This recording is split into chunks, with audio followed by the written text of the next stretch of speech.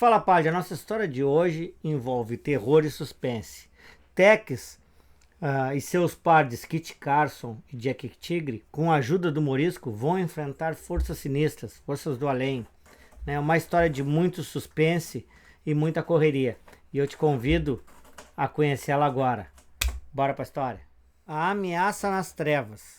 Uma elegante casa de campo no sul do Texas. Então a gente vê uma casa de campo aí, né? Provavelmente de alguém muito rico e que tem um pessoal de guarda. E lá no fundo a gente avista também o Jack Tigre na porta lá de guarda. E aí a cena foca no Jack Tigre já com a sua arma montando guarda. E se escuta uma voz de dentro da casa dizendo: o perigo chega no escuro. Por isso, senhores, vamos iluminar um pouco.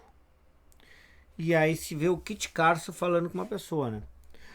Não fique entre o lampião e a janela, senador Faulkner.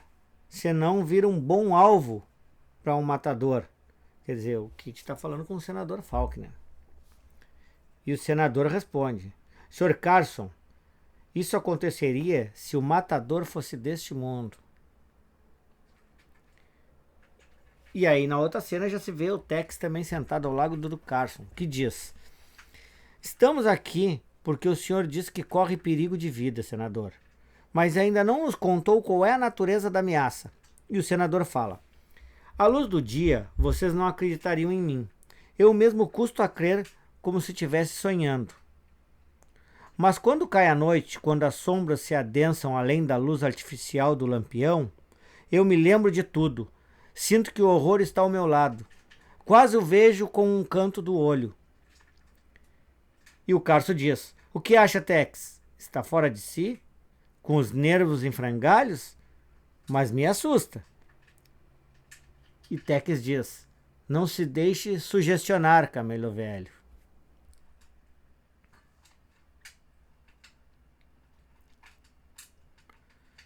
E aí o Tex se dirige ao senador e diz: fale do tal Bruce Sangston. Por que seria coisa dele? E o senador responde: era meu colega de universidade. Eu o vi depois de muitos anos e ele me pediu um favor, que eu ajudasse a arrumar emprego no Ministério da Guerra. E aí volta uma cena do passado, né? O senador ainda contando: eu não fiz isso e dei uma desculpa. E aí aparece no passado o cara falando pro senador, né? Obrigado assim mesmo, Faulkner. Sei que você fez o possível para ajudar esse seu velho amigo a arrumar um bom cargo. Porque os amigos se ajudam, não é? Tipo, agradeceu meio indignado. E aí volta o presente, o senador continua falando com o Kit e com o Tex, que estão sentados vidrados olhando no diálogo dele, né? E o senador diz: claro que ele não acreditou nas minhas desculpas. Sangston tem uma enorme capacidade de ler as pessoas na faculdade. Ele já se interessava pelos estudos ocultos. Então o cara já era um místico. E passou muitos anos no Oriente, entre a Índia e o Tibete. O posto que ele queria foi ocupado por um mais qualificado. E aí o Tex diz: e quando soube, Sangston se irritou com o senhor? E aí volta uma cena do passado. Abertamente não. Eu sei que é estranho, mas comecei a sonhar com ele, com aqueles olhos magnéticos. E aí aparece uma cena dos olhos do cara olhando pro senador, dizendo: vai me pagar, falso amigo, e no meu lugar outra pessoa vai ficar ao seu lado. E continua no passado a cena, com o senador falando: depois eu recebi uma carta dele. E aí aparece o senador lendo a carta: para fazer as pazes, eu lhe mando este antigo flautim que achei no Oriente. Quer dizer, o Sangston esse, que não gostou, que estava fazendo a mística com o senador, ainda mandou um flautim. Provavelmente esse flautim deve ter alguma coisa aí. Alguma magia. E segue o senador falando: fiquei curioso para testar o flautim. Como acho que, no meu lugar, qualquer um ficaria. E aí ele tentou assoprar o flautim e pensou: nenhum som, quer dizer, não saía nada. Mas naquele momento que eu tive a desagradável sensação de não estar só. E aí ele olhou um barulho na janela e disse: o que foi isso? Quem é? Então quando ele botou o flautim na boca e assoprou, alguma coisa mística aconteceu. Existia alguma bruxaria ali naquele flautim. A cena volta para o presente e o senador continua contando. A sensação que não mais me abandonou, especialmente quando chegam as sombras noturnas. E o Carson diz: hã? Os meus olhos estão me pregando uma peça? E o Tex ficou meio olhando fixo. E aí o senador diz: eu acho que não é uma alucinação causada por bebida ou drogas, que eu não uso, e nem por hipnose. Se vocês também veem. E aí ele diz: no começo era uma sensação inquietante. A minha sombra me parecia diferente do normal, parecia se mover por conta própria. Então, apareceu no passado ele olhando a sombra dele, parecia um pouco mais sinistra a sombra dele, parecia a sombra de um demônio. Eu achava que alguém me espiava, um pouco fora do meu campo de visão, né? E a sombra foi piorando, ficando mais demoníaca. E segue o senador falando: mas agora sei que está sempre comigo, dentro de mim. E o Kit Carson fala: que nada, ele quer que o senhor acredite nisso, talvez com a ajuda de capangas chineses. Aqueles diabos sabem se mover em silêncio nas sombras. E o Tex fala: sim, é a sugestão, fez o resto, sem mexer com a magia negra. Mas vocês também vieram, diz o senador. E o Tex diz: tranquilo, Faulkner, não vamos deixá-lo sozinho. E se de fato isto tem a ver com forças obscuras, como sabe, pedimos ajuda e de repente viu barulho de 2 tiros. Bang, bang. E o Kit Carson diz: tiros. Tex sai correndo e grita: tigre. E o tigre responde: nós vimos uma sombra que deslizava entre as colunas. Daqui a pouco um grito: ah! E Tex grita: Faulkner. E ele entra na sala e diz: peste, o que aconteceu, Kit? E Kit responde: tive a impressão de que ele levantou. Mas era só sua sombra, diacho, só a sombra. Aí ele desabou no chão. E o Tex fala: está só desmaiado. Ainda bem, que horas são? E o Kit Carson fala: meia-noite em ponto. Bom, a cena volta para outro dia. E a gente vê a luz do sol chegando na casa. E vê lá dentro agora Morisco, que fala: e não tinha mais ninguém na sala além de vocês? E Tex fala: não, Morisco, ninguém que fosse visível. Então era um fantasma ou um anjo, diz Eusébio. E Kit diz: se Eusébio está aqui para bancar o agorento como sempre, bem que poderia ter a fineza de ficar quieto. Kit já começa a ficar assustado, Kit Carson.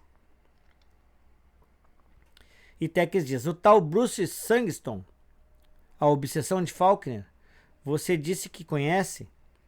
E Morisco diz: só de fama, e é uma fama obscura.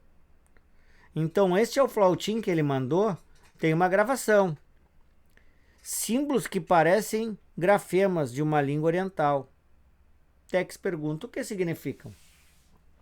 Morisco responde: eu não sou onisciente como você pensa, meu amigo, mas conheço um estudioso chinês em Galveston que pode interpretar para nós. E Kit Carson diz: isso é chinês? E o Morisco responde: não, Carson. Lembra uma língua perdida da Ásia Central, o turânico, mas numa variação muito rara. E Carson diz: raios me partam. E Morisco continua: Eusébio, sabe onde achar Zhu Reng? Vá o mais rápido que puder. E Eusébio responde: sim, patrão. Quando o Carson estava querendo botar o flautim na boca para soprar, Morisco diz: pare. E o Carson para e olha para ele assustado. E diz: Faulkner disse que não emite sons. Eu queria ver se... E o Morisco diz: o seu ceticismo natural não deve virar imprudência tola, meu amigo. Este objeto foi enviado por Sangston, um notório conhecedor de artes ocultas. Tudo que vem dele é perigoso por definição. Espero que ninguém, além de Faulkner, tenha colocado na boca. E o Tex diz: fique tranquilo, estava trancado e só pegamos para mostrar a você. Acha que tem veneno? Ou uma droga alucinógena? E Morisco diz: penso em alguma coisa bem mais letal. Mas me contem de novo o que viram ontem, com todos os detalhes. Quando o dono da casa se recuperar, eu vou falar com ele. Eu preciso saber o máximo possível, porque devemos nos preparar para encarar uma dura batalha esta noite. Uma batalha contra as forças das trevas. Mais tarde vimos umas imagens da noite chegando. E lá dentro, Kit Carson fala: a noite veio mais rápido que de costume. Mas é claro que é só impressão minha, depois de todo aquele papo sobre ocultismo e trevas. Lá fora, no quintal, os guarda-costas e os empregados do senador estão em seus lugares e bem armados. E Morisco diz: a precaução justa, mas o nosso adversário vai vir de dentro. Na verdade, acho que já está aqui. E nisso o Morisco está preparando no chão um círculo com uma estrela, umas velas, está preparando um tipo de armadilha mística. Bem em volta das duas poltronas que antes estava sentado Kit Carson e Tex. E o Kit diz: que diabo? E Morisco fala: ele se materializa aos poucos, noite após noite. Para Sangston não era suficiente eliminar o inimigo. Pela ideia de vingança dele, Faulkner devia sofrer essa longa espera, cheia de angústia. Esse terror crescente é insuportável. E Carson diz: raios? E eu que achava que Eusébio me dava arrepios. O que você riscou no chão?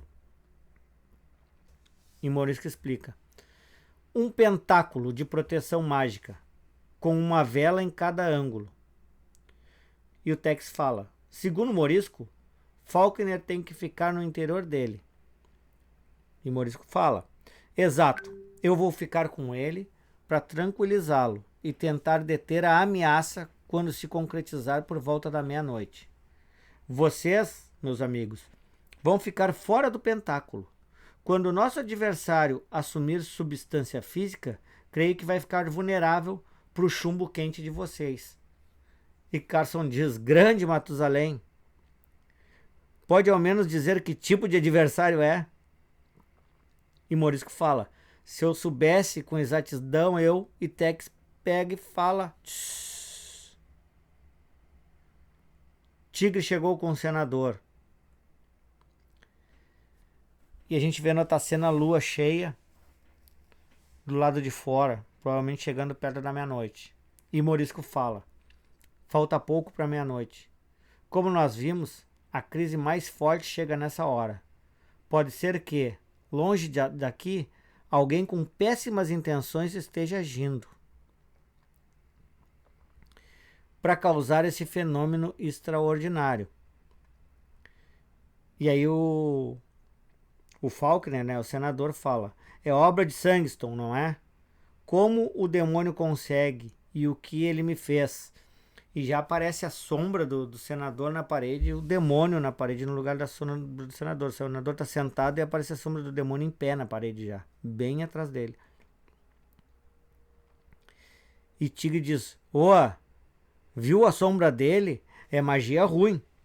E Tex diz: fique firme, o Morisco conta conosco. E o Morisco fala com o senador. De dentro do pentáculo, os dois já estão sentados, um olhando para o outro, enquanto a sombra ainda continua atrás do senador aparecendo na parede. Morisco diz: haja o que houver, não ceda ao pânico, senador. Fique dentro do pentáculo. E nisso alguém grita lá na rua, né? Um dos capangas lá do senador, dos guardas: olhem, o que é aquilo? E aparece uma sombra monstruosa, assim, de um demônio bem grande do lado de fora da casa. E eles abrem o fogo contra a sombra, né? Apavorados. Quando o Carson vai sair para ver, alguém grita: Carson, não saia. Foi o Morisco que gritou. Fique onde está. É só para distrair, um truque para desviar a nossa atenção. A crise vai começar. E a sombra do monstro está cada vez maior atrás do senador, sendo que o senador já está sentindo alguma coisa estranha, né? Já está se torcendo na cadeira. E aí Kit Carson diz: a sombra está se separando dele. E Morisco diz: seja quem for, você está preso na barreira mágica e se submete à minha vontade. Jack Tigre diz: ouviu? Seja quem for, mas nisso a janela se abre. A janela se abre e entra uma ventania. A ventania apaga as velas. E aí o Morisco diz: as velas.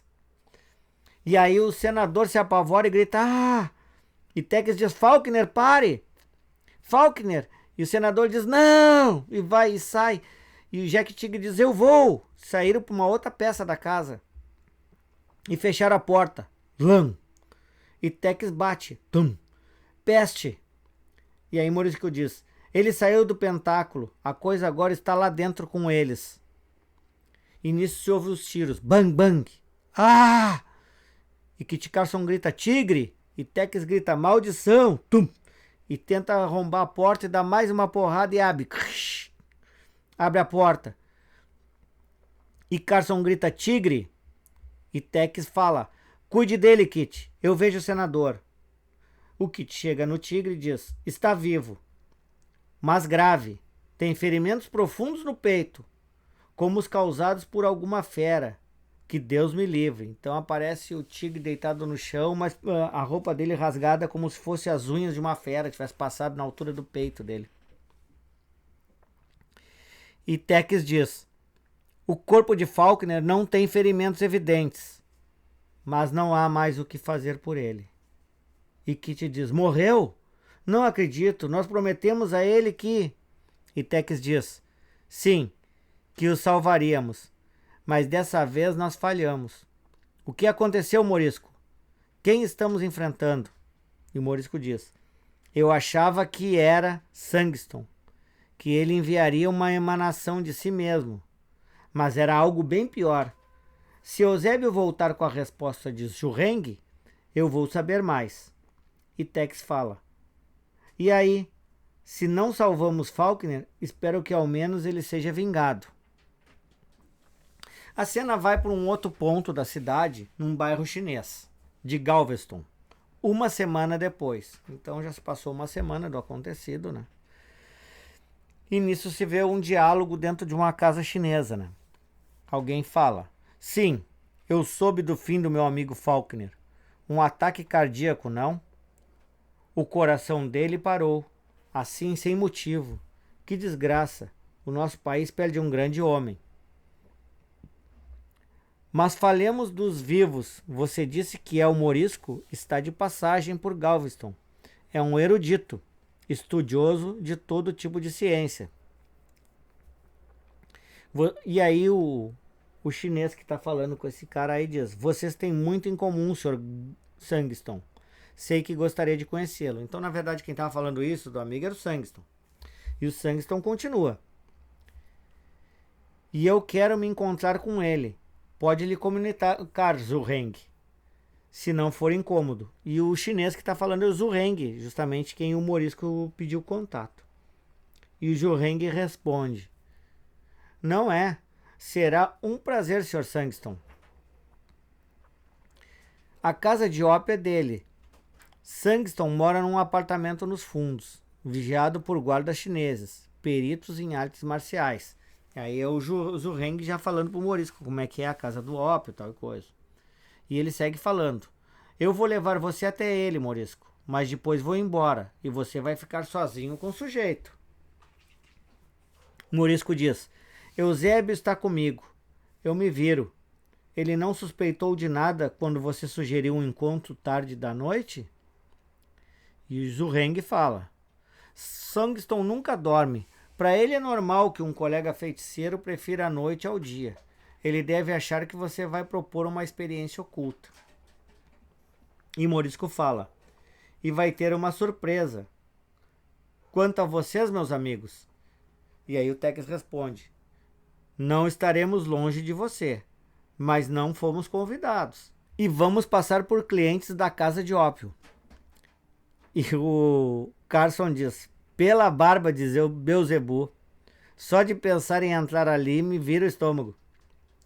E Tex diz: estaremos à disposição, à meia-noite. Cuidado com os truques desse charlatão. O Morisco fala: fique tranquilo. Graças ao meu bom amigo Zureng, agora eu sei que o que vou enfrentar e como. E aí se ouve alguém badalando a porta de entrada, né? Para visitar o tal do Sangston. E aí um chinês abre a porta, né? Alto e forte assim, e diz, careca também, diz: Doutor Zureng, é o senhor? E o Zureng diz: é o Morisco. E aí ele diz: venha, o patrão está esperando. E aí o Sangston sai na porta e diz: boa noite, Zureng. E esse presumo é o nosso venerável colega, é o Morisco, o famoso bruxo de Pilares. Que honra! E aí o Morisco diz: a honra é minha, por encontrar um estudioso do seu calibre, Sr. Sangston. E o Sangston fala: espera que seja o início de uma fulgente amizade e a atuação conjunta de intelectuais de igual saber. Nisso, do lado de fora, alguém está atendendo a porta e diz: o que vocês querem? E aí é o Kit e o Tex chegando. E o Kit Carson fala: ainda pergunta? Só esquecer os problemas por umas horas, na melhor casa de ópio de Galveston. Abra e não vai se arrepender, amigo. E aí o cara abriu e diz: deixem as armas na entrada e achem um lugar. Então eles deixaram as armas e entraram ali. Já tem uma galera nas camas, deitado, sentado, já consumindo ópio. E o Carson fala baixo com o Tex: que ratoeira!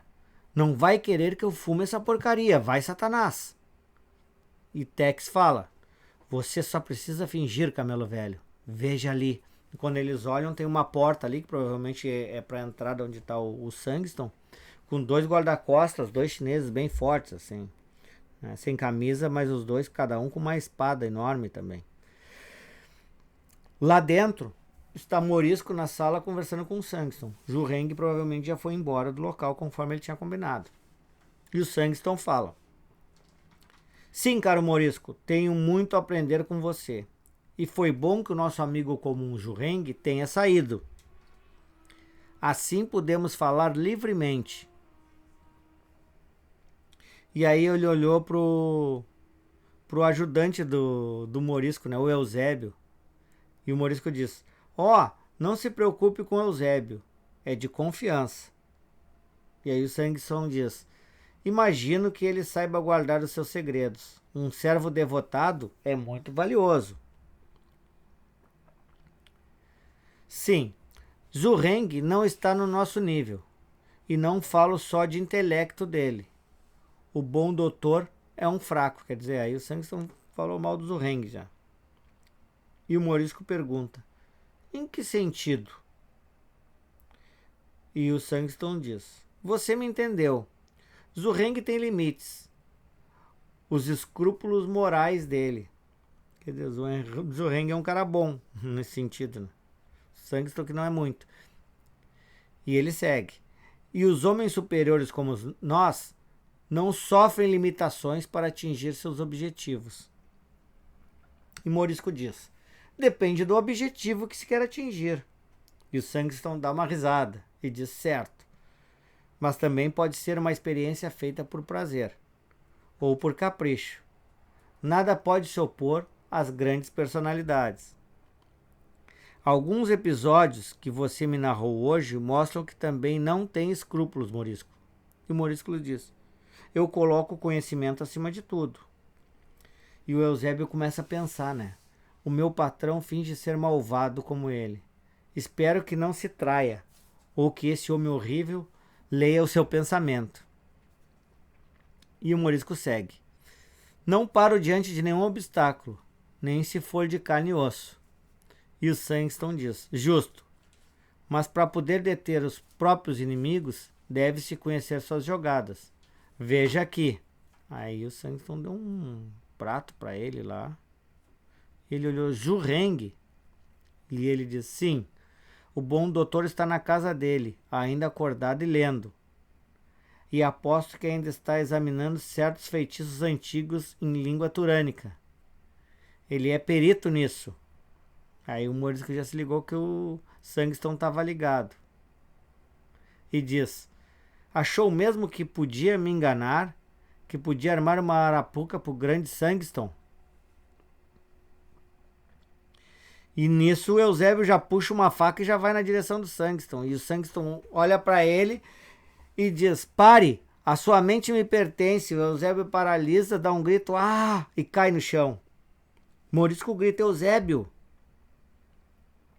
A cena volta para o salão de ópio.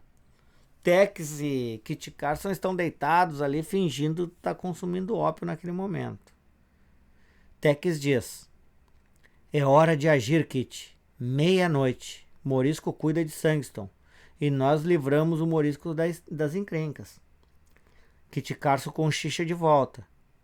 Zu disse que o mágico de meia tigela tem guardas-costas, peritos em artes marciais. Mas aqueles dois gigantes com cimitarras também parecem duros de roer. A cimitarra seria as espadas que os dois chineses estão guardando à porta. Tex continua falando baixo e diz: só fazem cena, e depois da porta são os aposentos de Sangston. Levante como quem não quer nada. E o Kit diz: mas não dou mais um passo sem minhas armas. Eu me sinto nu sem elas. Então eles estão indo em direção à porta. E aí um chinês diz: honoráveis senhores, que querem um cachimbo novo ou mais ópio? E aí o Kit já empurra o cara que falou e diz: fora. E o outro que tá do lado, o Tex diz: vai dormir, já mete um murro na cara. Nisso os dois guardas que estavam com a cimitarra, com as espadas, já se ligam e diz: ei, onde pensam que vão? E o Tex e o Kit já vem botando o cinturão deles com as armas, já vem vestindo, já diz. E o Tex diz: tomaram ar, saiam do caminho. E um deles diz: por aqui não. E o Tex já dá outro murro nesse cara e diz: não o quê? Cara de limão. Enquanto isso, o Kit diz para o outro chinês: larga o espeto, e dá um coronhaço na cara dele com a sua arma. E eles entram na sala. E Kit diz: até que foi fácil. Era só cena. Eu não falei? Pode guardar o coach, camelo velho. Falou o Tex. E aí o Kit diz: e esses? Quando o Tex olha na outra peça, tem um monte de chinês vindo correndo na direção deles com bastões, né, faca. Um dos chineses diz: vamos pegar os cães brancos. E Tex diz: está com medo desses baixotes? E o Carson fala: Nisso a cena volta lá para dentro.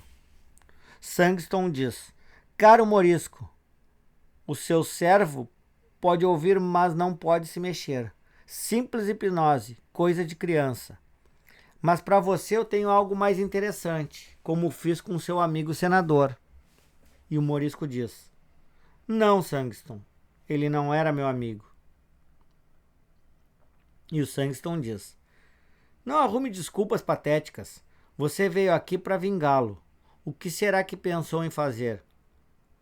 Que decepção, Morisco. Você não vale nada. Neste momento, o seu comparsa Zureng está balbuciando a maldição turânica para invocar o demônio Sombra Agran. Tolos, isso não é suficiente para a invocação funcionar. A própria vítima deve invocar Agran. A minha vontade fez Faulkner soprar o flautim. E nele estava gravado o feitiço na língua antiga. E o Morisco diz: sim, agora entendi. Que burrice não pensar nisso antes. E Sangston continua: eu poderia lhe dar um fim parecido, mas demoraria muito. Não, eu quero me livrar logo de você, mas de modo igualmente atroz. E Morisco diz: acho que você não vai ter tempo, Sangston. Nisso houve um barulho lá atrás. Crash! Ah! O que houve? Que gritos são esses? Diz Sangston. E a cena parte lá pra fora, o Tex e o Kit quebrando o pau com os chineses, jogando os chineses por cima do outro. E é patada e porrada e soco e pernada. Tex diz: quer voar, amigo? E já joga um chinês longe. Kit desvia de um chute, de um golpe marcial de um dos chineses e diz: pela barba de Abraão. E devolve com um soco, dizendo: ainda não quero usar os ferros, irmão. Quando ele dá um soco, o chinês chega a grunir. E o caso dos ferros é vendo se o Tex não quer começar a atirar nos caras, né? E o Tex diz: esses filhos do Império Celestial são só peixes pequenos. Vamos guardar o chumbo quente pro tubarão que dá as ordens, se o Morisco já não deu um jeito nele. Lá dentro, Sangston diz: os seus amigos Rangers, também vou cuidar deles. E Morisco diz: eu não pensava neles. Olhe para os seus pés, Sangston. E aí ele olha para os pés e diz: o quê? E ele olha uma sombra nos pés dele, né? Aí ele diz: a minha sombra, como? E aí o Morisco diz: como eu fiz? Um truque simples. Eu substituí o papel do seu cigarro, Sangston. Zumi falou de seus hábitos. E em cada papel, Zu e eu escrevemos o texto do feitiço com tinta invisível. Você fumou 6. Isso deve acelerar o processo, não? E aí o Sangston ficou louco, né? Pegou tipo uma faca ali, uma adaga, né? E grita: maldito, não! E aí lá fora, Tex e Kit já escutaram, né? Kit diz: ouviu? Não parece que estão tendo uma conversa amigável. E esses espadões? Nisso aparecem 2 chineses com 2 baitas, cada um com 2 baitas espadas na mão. E o Tex diz: ok, mensagem clara, como quem diz, tá na hora de atirar, né? Saíram os 2 atirando nos chineses com espada e tudo, nem perderam o tempo de lutar com os chineses com as espadas, já botaram chumbo nos 2. Só se viu os chineses gritando e caindo e tomando chute. Quando ele entrou, né, na porta, ele arrombou a porta e deu um tiro que pegou bem na adaga que o Sangston ia cravar no Morisco. E aí o Carson diz: Tex, veja. E o Tex ficou parado, né, olhando. O monstro da sombra do Sangston começou a criar forma. E o Sangston começou a olhar com cara de apavorado. E gritou: não!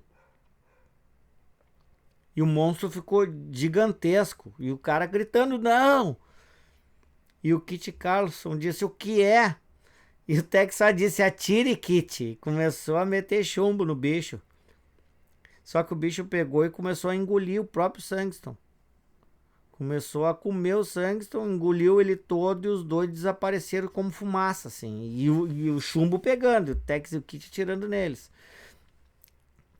E aí o Kit Carson diz: eles sumiram. E o Tex diz: vamos sair daqui, cuide do Eusébio.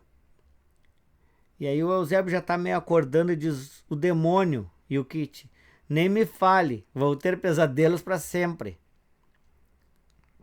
Nisso, a cena vai dar um salto no tempo, já mais à frente, né? Com eles num encontro com o chinês lá, o amigo do Morisco. E o Morisco diz: vocês chegaram em cima da hora, meus amigos. Sangston percebeu que eu tentava enganá-lo. Ele era esperto.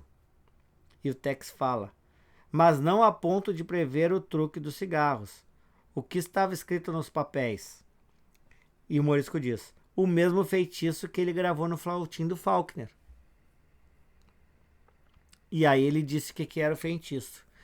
Vinde a mim, Agran, Senhor das Trevas, que nossas sombras se unam para sempre. E o Kit Carson disse, pela barba de Abraão, o morisco, por uns tempos eu não vou aceitar os seus cigarros. Mas como é que o filho de uma cascavel desapareceu diferente de Faulkner? E aí o morisco explica. Sem saber, ele invocou o demônio várias vezes logo. O monstro papou o corpo e a alma dele, não? Será porque ele era um grandioso patife? E o Tex diz, por isso merecia o inferno, não seria um belo epitáfio? E a nossa história acaba aqui, né? É uma história rara, mística do Tex, né? De terror, mas uma história com enredo sensacional. E aí, gostou da história, Pard? É uma história mística, de terror diferente, envolvendo o Tex e seu Pardes. E sempre quando entra a questão da mística, do sobrenatural, Morisco entra na jogada para ajudar Tex a desvendar algum mistério. Eu achei muito legal, eu espero que tenha gostado. Se tu gostou, dá o like no vídeo, te inscreve no canal se ainda não está inscrito e eu te aguardo no próximo vídeo. Grande abraço.